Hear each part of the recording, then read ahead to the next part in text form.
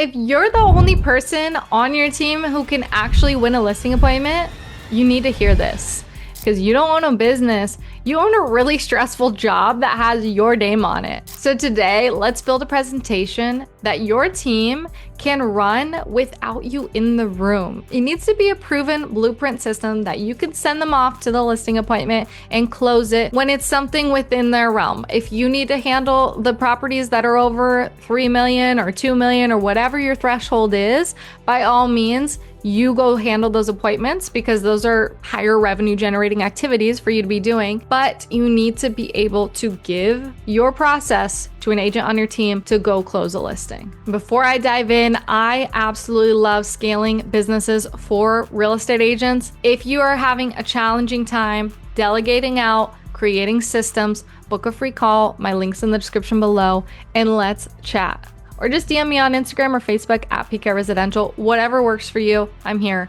happy to help. Okay, here's the pain point, and it's real, right? You've built a listing presentation that wins almost every time. But here's the catch. It lives in your head because you know how you go in there, you handle the personality of whoever it is that you're pitching to or you're looking to get their listing, and you just go with the flow because it's in your head. You know what to do next, what to say next, how to walk around the home, what to point out, what to talk about, and you know that process. But if it's in your head, your tone, your timing, your gut instincts, and none of that is written down anywhere, how is anybody going to be able to go land a listing like you and represent your brand like you when you're not in the room? Have you had an agent go to a listing appointment, you sent your team member to go do it, and that close rate drops and you have to panic and you have to go get it back yourself and you end up doing all the work anyways? That's not scaling. It's just a really, really busy bottleneck with a nicer title.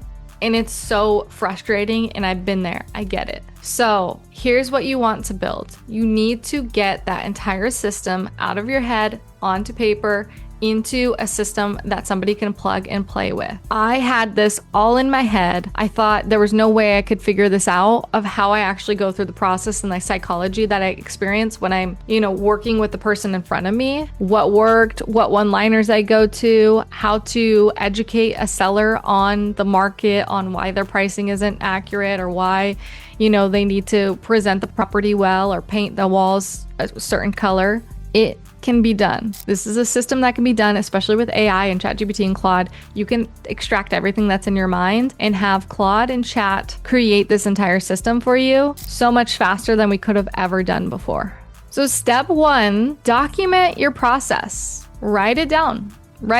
This is what I do. This is what I do. This is what I do. I talk about this. I talk about that. I talk about this. This is what I do when I walk up to the house. This is how I knock on the door. This is when I shake their hand, and then what I tell them we're going to do next. Put it all into writing and have those little bullet points, and then you'll be able to put it into Chat or Claude or Gemini or whatever AI that you're using, and have it walk through your entire process with you. You can also record a listing appointment. If you have one upcoming, just turn the record button on, let it collect your audio, and obviously only use it for your system creation. But it's great data to be able to extract and create the system for you. Explain it all, the good, bad, the ugly. This isn't for a textbook. This is the real deal. How to get a listing, how to sell real estate, how to get a seller to see you as the authority and to know, like, and trust you the moment you walk in and then the moment you leave with a signed listing agreement. Put it into writing. Include the objections that sellers come up with. Put the responses to that. Put the language that you use to overcome those objections, because your agents are going to go regurgitate everything that you did. And you're going to be so surprised at how some of your agents end up mimicking exactly your process because you've created this SOP. You've created the standard operating procedure that will work for any agent who goes in and follows the process. And you're going to see your conversion rates increase significantly when you send your agents out. Now, some of what makes your presentation win, it's just you. It's your relationships, your reputation in the market. That part you can't teach, right?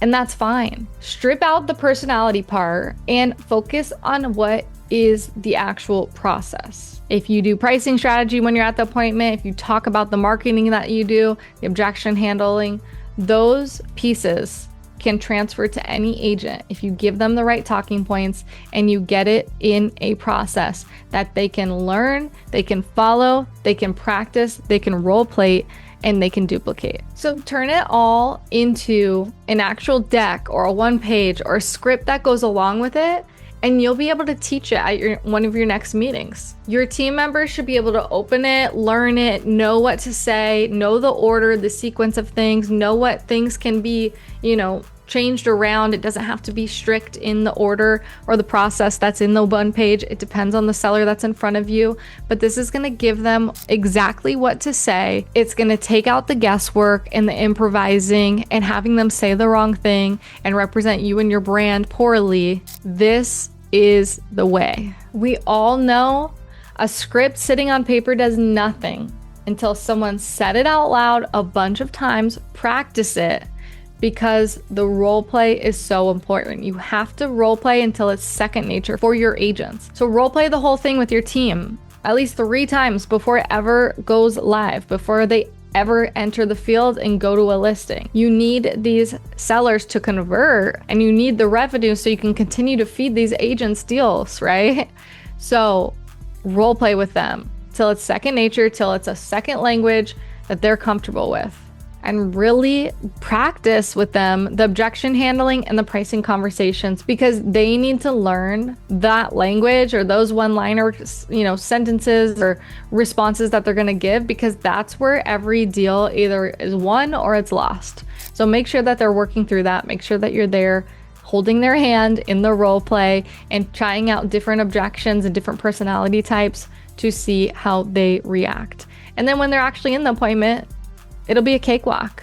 And of course, the final step is auditing your appointments. So as you send people out, make sure you're auditing, make sure you're seeing what the conversions are, because the market doesn't care about how your training felt when you did the role play. It matters when they go on a real appointment. So make sure to track once a month how many agents you sent out and give real specific feedback to your agents. If they're not performing, talk to them, ask them what feels uncomfortable, ask them how the listing appointment went in the moment, and correct that behavior quickly. And continue to role play with them, right? Practice makes perfect. So don't just do it on one day. Maybe do once a month, a training, role playing, agents watching the other agents on their team handle it, different objections and different scenarios. This is consistent improvement over time, right? Comment below if you're finally ready to get this listing appointment strategy out of your head and onto paper so somebody else can do it for you. And let's hear it. Or put your questions in the comments below. If you're thinking, well, sellers want me, not my agent. Sure, yeah, sometimes maybe they do want you. That's who needs to go out to the listing appointment, is yourself. But honestly, if you keep a few of those for yourself and the rest you delegate out, sellers just want results and they want confidence in their strategy going to the market. They're not always picky about whose face is in the room, as long as it gets the result that they want and as long as that person is genuinely prepared and establishes authority and creates confidence in the seller. So if you're still the only person who can go close a listing appointment, again, it's not a business, it's a job. It's a glorified job. And now that you actually have the steps to change that, I want to see it in action. I can't wait to hear how you created this, and comment, send me a message on Instagram or Facebook if this was helpful. I would love to hear what you're doing and how you applied this and how your team starts closing their listing appointments without you.